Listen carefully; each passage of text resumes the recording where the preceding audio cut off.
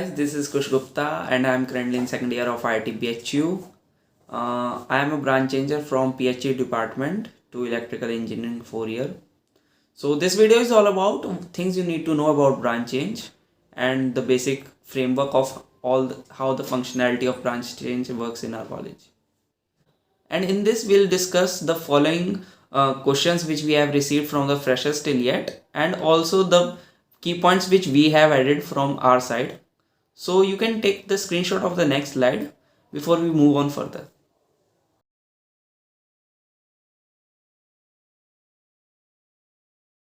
So guys, जो सबसे ज़्यादा क्वेश्चन पूछा जा रहा है that is after what time our branch would change. So for the first and second semester, that is for your entire first year, आपका evaluation के basis पे ही branch change होगा. So your branch change would occur after first year. So guys, the next question is that on what basis would the priority will be given in this branch change evaluation? So guys, the chronology is that first of all, the first priority would be your PI, that is आपके full first year का जो एक cumulative निकलेगा excluding all that humanities, psychology and all this type of subjects first year का, जिसमें first sem and second sem included है. The second would be your CPI for the cumulative of first year, जिसमें आपके included रहेंगे psychology and all इस तरीके की जो arts subjects हैं वो भी. थर्ड वुड बी और SPI for the second semester, आपका जो सेकेंड सेमेस्टर का क्यूमुलेटिव रहेगा. फोर्थ वुड बी और SPI for your first semester, that is overall cumulative for your first semester. And the fifth priority would be और J advance rank, CRL rank. तो सबसे important question जो इस time market में सबसे ज़्यादा घूम रहा है, दैट एक पर्टिकुलर ब्रांच से कितने परसेंट बच्चे ब्रांच चेंज कर सकते हैं, एंड सेम दैट एक पर्टिकुलर ब्रांच में कितने परसेंट बच्चे एंटर कर सकते हैं. सो फॉर दैट मैक्सिमम 50% बच्चे एक पर्टिकुलर ब्रांच से ब्रांच चेंज कर सकते हैं, एंड एक पर्टिकुलर ब्रांच जिसमें बच्चे एंटर कर रहे हैं, not more than 10% of that population of that branch बच्चे उसमें एंटर कर सकते हैं.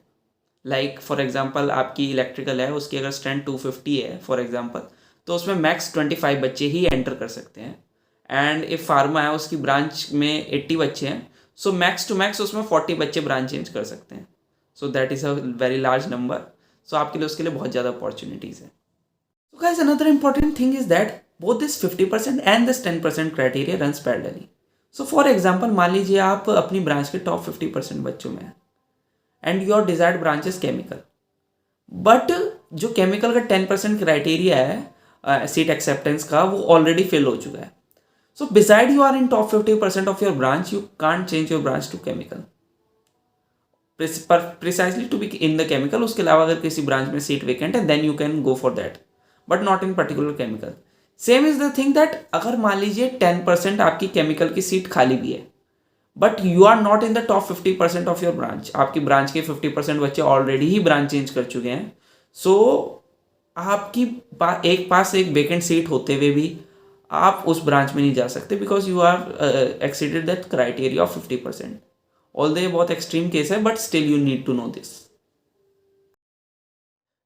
Also one point that I want to add from my side is that अगर आपका IDD है, you are in a 5-year IDD course और in a BTech 4-year course, you can't switch that in your branch change. Like अगर आप 5-year IDD में हैं, सो आपको branch change करके भी उसी ब्रांच में जा सकते हैं हम जिसमें 5-year IDD हो, और उसकी 5-year ही कोर्स में ही.